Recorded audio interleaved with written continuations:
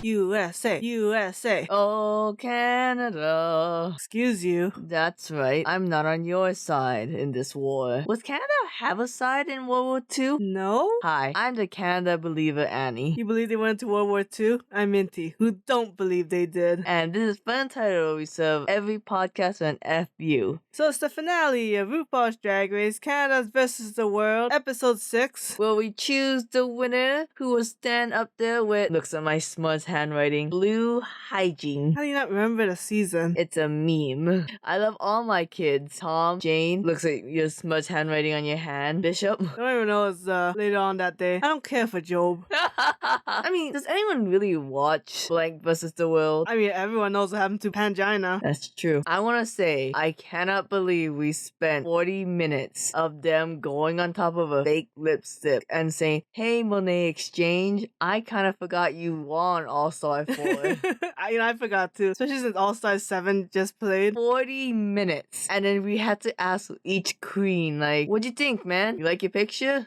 Like, man, I'm so glad I'm better than all those cis men. I'm so glad that I almost quit drag. Yada, yada, yada. Like, just say you couldn't think of any more things to pad the runtime. I believe with this, Monet Exchange has done like every single role on RuPaul's Drag Race besides being the main host. Contestant, winner, consultant, guest judge, painter, Miss Congeniality, runner-up, pit stop, host, and guest. murderer. I don't know if she's been on the fashion photo review, but I don't know if they're counting that either. Good for her. For the final runways where we got to see all the eliminated queens, there must have been a theme, right? They all kind of gave off the same vibe. Well, it's supposed to be like the Coronation and eleganza, like your last final look. Did you like Kendall's Jenner? Cause they all kind of had like those weird, like interesting shape kind of dresses. I think it's okay. Like, she basically put a bodysuit and like some attachments. Like, I think if you're gonna go like showgirl like that, you gotta go bigger or put a bottom. Like, I needed more. Meanwhile, I thought Isis looked like a roach and not the weed variety. I don't know, it was okay. I thought these looks were all okay, honestly. I think Victoria had the best one, but I don't think it's also like a unique look. Like, Bombay did something similar to that too. Oh, did she? Yeah, like a purple crown that was stolen from India and in like a UK museum. Hers was like purple, but it wasn't as polished as Victoria's, and she didn't have like a headpiece like Victoria. I don't know why. I know the two completely different. I thought Rita Baga was like a worse version of Victoria's. It's like a weird silhouette. Because the wig and the silhouette was kind of the same. Was like bumpy on the bottom half. I guess so. Again, I preface this that I don't think they look the same. It just felt like the same vibe to me. No, and you also felt it important enough to say it too. I got attacked by a bug and you just looked at me and not cared. What am I gonna do? I'm not gonna hit it. This is why I hate being on Skype calls with you. Oh, we're still using Skype. So, the final runway meant absolutely nothing. Yeah, I don't know why they even have this. So we go into the lip sync Lollapalooza. SmackDown. So first off was Raja versus Victoria. That's the Do It. By Nelly Furtado. No, wasn't Nelly Furtado the other one? No, Nelly Furtado was this one. Who was the other one? It was Broken Bones by Who Gives a Shit. God, Raja put everything in this lip sync. Oh, yeah, Victoria did not have a chance. I mean, honestly, if they're doing it by track record and production, Victoria would win, but I think Canada plays it a bit more fair than other seasons. They're like, oh, Raja, like, slayed that lip sync. Because Raja is hands down the best dancer of the four, right? Oh, yeah, for sure. That's why that other time when she won, pretty sure she phoned it in. I like that song. I didn't know what it was called, but I heard it as a youth. Yeah, me too. I feel like we used to listen to a lot of Nelly Furtado because she had a song called Man Eater. Oh. Before we knew that actual other famous Man Eater song. What was that by? I want to say it's like Hall & Oates or Manny Barlow. Oh, I think it was Hall & Oates. Yeah, right? I didn't realize that. There was a cover. No, they're two different songs. Oh, okay, never mind. They're just both named Man Eater. Oh, here she comes. Yes.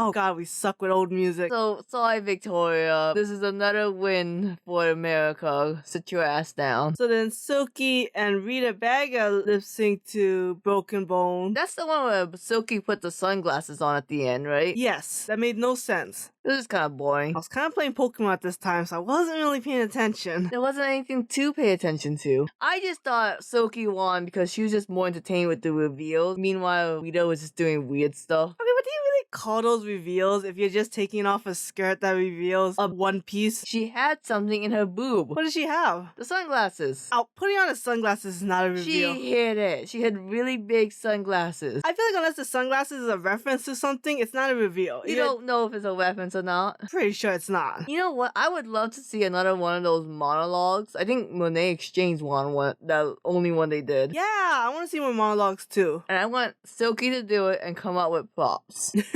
I hope they did it in season 15. Oh, we can talk about that a little bit after. Oh wait, you didn't look at anything. Never mind. So Silky won. We had to sit down because now we have, I called it from the beginning, it's going to be the two melanin queens. USA. USA. So Raja and Silky lip sync to... It was a weird Celine Dion song because like it was like To the Mountains, but then if you listen to the lyrics, it's just I love my rag doll. Look at that rag doll. It's a pretty good song. It's a pretty good song. It just made no fucking sense. And I was like, you're gonna stand there, make Brooklyn Heights listen to Celine Dion.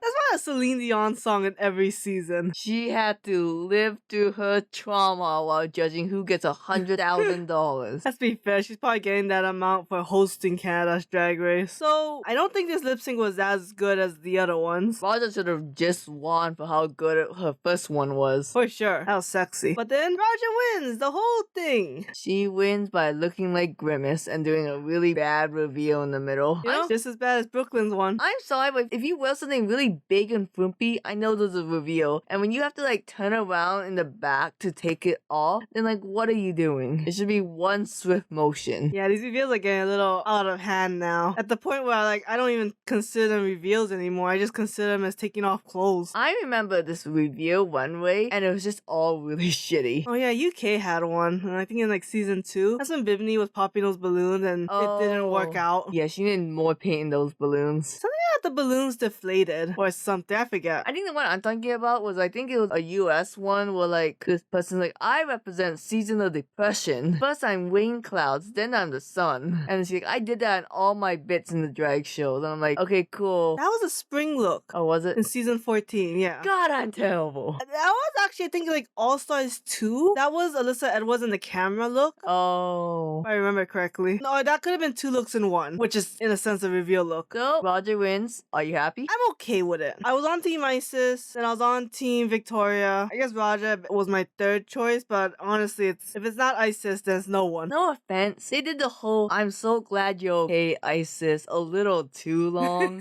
Because, like, I had a whole episode about this. This resolves nothing here. Like, congrats, Isis. You're okay, like, 2 weeks later. To be fair, they're probably recording these one after the other, so probably like 4 days later. And so we'll look forward to season 15, where apparently there's a pair of twins participating. I don't know why, but I'm obsessed with those twins. Like, I really want to see them. Sugar and Spice, they're so cool. The thing is, they're like, want to be like living dolls, which is a whole Trixie Mattel thing. I feel like I've talked about this before. But they really have a big, like, Bratz aesthetics. Do you think they have to hide their costumes from each other? Do you think, you know how you're not allowed to tell people you're on Drag Race? Right. Do you think they weren't allowed to tell each other? Next question. Do you think they're considered one contestant? Okay, they're definitely not considered one contestant. Although I'm pretty sure they brought them together for their drama. I feel like they knew. Could you imagine if they would exchange the ES word? Estranged? Yes, twins who never talked to each other until now on Drag Race. I mean, that would be like bringing in Alyssa Edwards and Coco Montrese, right? But no, they're like super famous together. Okay. They have like a TikTok together. They supposedly have the most followers, like by a landslide. They have like 2 million followers while everyone else is like 100K and less. It's always interesting to see how well social media queens do. They have a history of looking pretty, but then kind of flopping in the acting. Oh yeah, I don't expect them to go far. I just like the aesthetics that I've been seeing so far because I've never played with Bratz, but Bratz is a huge like thing I've seen my whole life. You know, so many commercial Bratz dolls. And there's that one website, if I remember correctly, where you get to play like 15 Bratz mini games, and we did that a lot. So I don't remember that at all. huge part of my childhood, anyways. Anyways, we're the Bratz. And we're signing off till season 15, which is like, I don't know, next week. 2 weeks? Until then, ciao ciao.